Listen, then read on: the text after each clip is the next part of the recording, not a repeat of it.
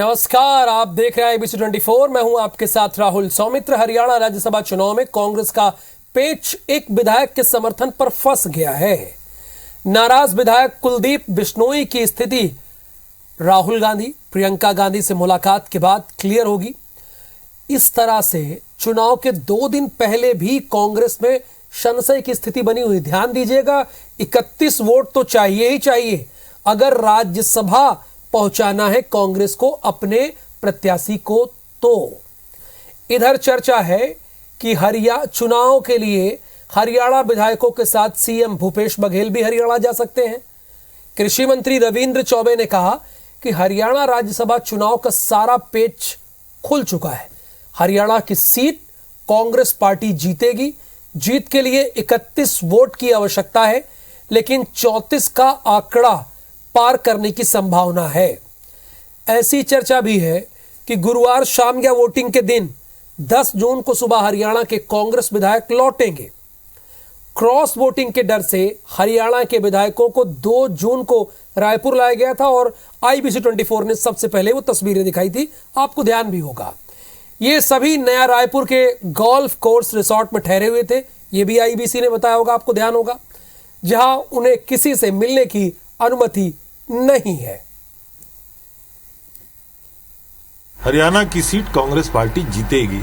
हमें जितने वोट की आवश्यकता है 31, हमें लगता है हरियाणा के राज्यसभा के मतदान में हम 34 भी पार कर सकते हैं, ऐसी संभावनाएं दिख रही हैं।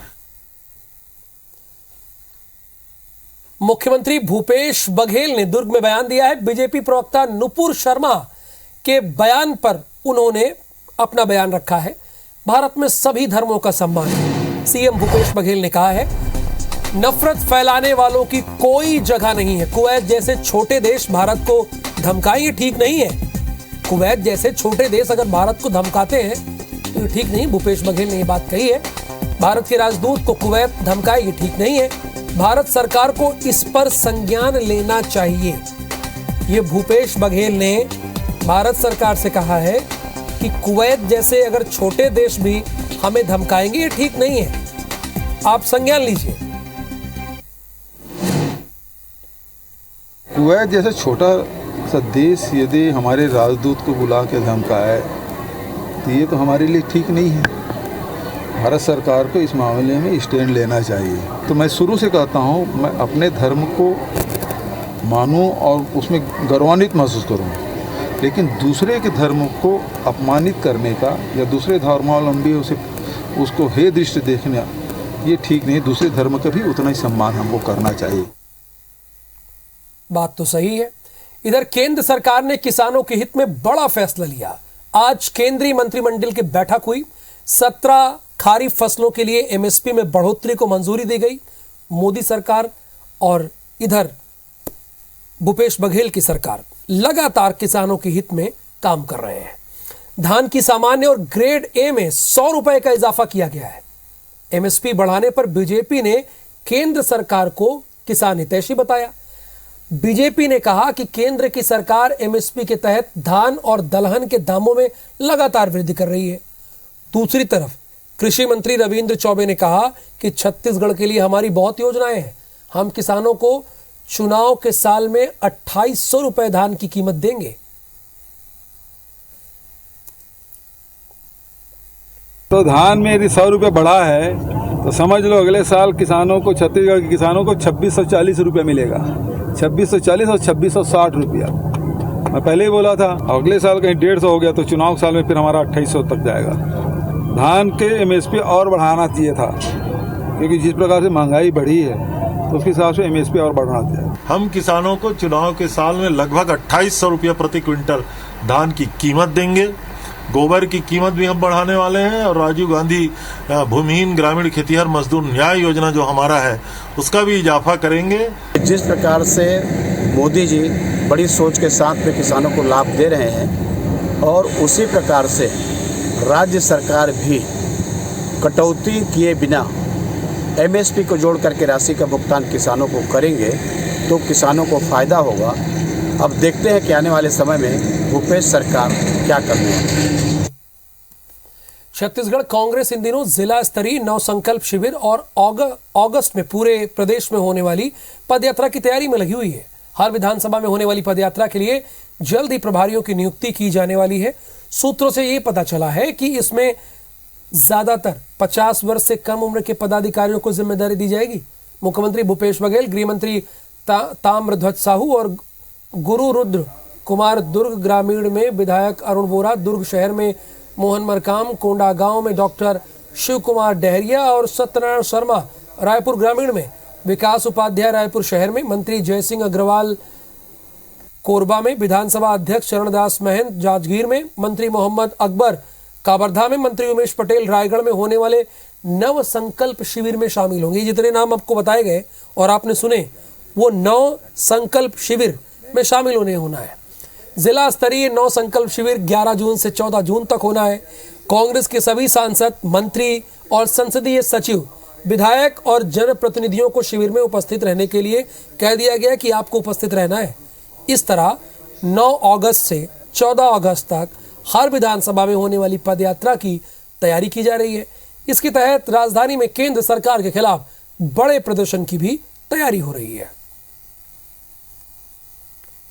जिले के प्रभारी मंत्री, उनको भी जिम्मेदारी दी है। सभी को सामूहिक रूप से जिम्मेदारी दी गई है ताकि वहाँ का जिला स्तर का जो कार्यक्रम हो सफल हो और सभी भाग लें। पूर्व विधायक, पूर्व सांसद, पूर्व मंत्री से लेकर सभी वरिष्ठ नेताओं को आमंत्रित किया गया है। सत्ता और संगठन के तमाम बड़े लोगों की हिस्सेदारी उसमें रहेगी। माननीय मुख्यमंत्री जी भी दुर्ग देखेंगे, माननीय ताम्रध्वज साहू जी, चरणदास महंत जी जांजगीर, टी.एस. सिंहदेव जी सरगुजा और माननीय प्रदेश अध्यक्ष जी कोंडागांव के अलावा 11 तारीख कोंडागांव में करने के बाद 12, 13, 14 वो 3 दिन अलग अलग जिलों में शामिल होंगे। छत्तीसगढ़ ओलंपिक संघ ने 2008 ओलंपिक के पदक विजेता बॉक्सर विजेंद्र सिंह के सम्मान में समारोह आयोजित किया है। कार्यक्रम में छत्तीसगढ़ ओलंपिक संघ के पदाधिकारी और बॉक्सिंग संघ के पदाधिकारी भी शामिल हुए। इससे पहले बॉक्सर और अब कांग्रेस के नेता विजेंद्र सिंह ने मुख्यमंत्री भूपेश बघेल से मुलाकात की और छत्तीसगढ़ में प्रोफेशनल बॉक्सिंग मैच कराने का प्रस्ताव दिया। उन्होंने कहा कि छत्तीसगढ़ में भी प्रोफेशनल बॉक्सिंग मैच होने चाहिए। कार्यक्रम में छत्तीसगढ़ ओलंपिक संघ के महासचिव, जिनका नाम गुरुचरण सिंह है, उन्होंने कहा कि विजेंद्र सिंह ने देश का नाम रोशन किया है। प्रोफेशनल बॉक्सिंग के आयोजन से प्रदेश के लोगों को एक और जहां अच्छी बॉक्सिंग चैंपियनशिप देखने को मिलेगी, तो वहीं युवा बॉक्सर्स को बहुत कुछ सीखने को मिलेगा। अब विधायक देवेंद्र यादव ने भी कहा कि राज्य में खेल को लेकर सरकार लगातार अच्छा काम कर रही है। विजेंद्र सिंह के मुताबिक देश में इस वक्त खेल को लेकर अच्छा माहौल है। युवा खिलाड़ियों के फिजियो और डाइट पर फोकस करना होगा। सारे खेल संघ वाले आज शॉर्ट नोटिस में उपस्थित हुए, तो उन्होंने बहुत सम्मान किया और हमारे मुख्यमंत्री जी ने जो हीरा तराश के यहाँ लाते हैं एक बहुत बढ़िया बॉक्सिंग का, जैसा कि विजेंद्र सिंह ने बताया कि बॉक्सिंग का बहुत बड़ा शो देखने को मिलेगा। हमारे लिए बहुत गौरव की बात है कि छत्तीसगढ़ में ऐसी विभूतियाँ आ रही है और सारा श्रेय मैं मुख्यमंत्री जी को देना चाहूँगा। विजेंद्र जी के आने से निश्चित रूप से स्पोर्ट्समैन के बीच में उत्साह वर्धन हुआ है और माननीय मुख्यमंत्री जी के कुशल मार्गदर्शन में निरंतर बड़ी बड़ी विभूतियां देश से विदेश से छत्तीसगढ़ आ रही हैं। स्पोर्ट्स को लेकर बहुत सारी चर्चाएं हुई और हमने बताया कि एक प्रोफेशनल बॉक्सिंग का अगर आप मैच कराएंगे तो रायपुर के छत्तीसगढ़ की जो जनता है वो बॉक्सिंग को लेकर काफ़ी उत्साहित है, तो आप बॉक्सिंग का मैच कराइए। तो उन्होंने आश्वासन दिया कि आपका जो अगला मैच है वो हम छत्तीसगढ़ में जरूर करवाएंगे। रायपुर 2 महीने से चल रही मनरेगा कर्मियों की हड़ताल आज स्थगित हो गई। सरकार से मिले आश्वासन के बाद मनरेगा कर्मचारियों ने हड़ताल को फिलहाल 3 महीने के लिए स्थगित किया है। तस्वीरें मनरेगा कर्मियों के धरना प्रदर्शन स्थल की हैं, जहां सूबे के मंत्री कवासी लखमा पहुंचे थे।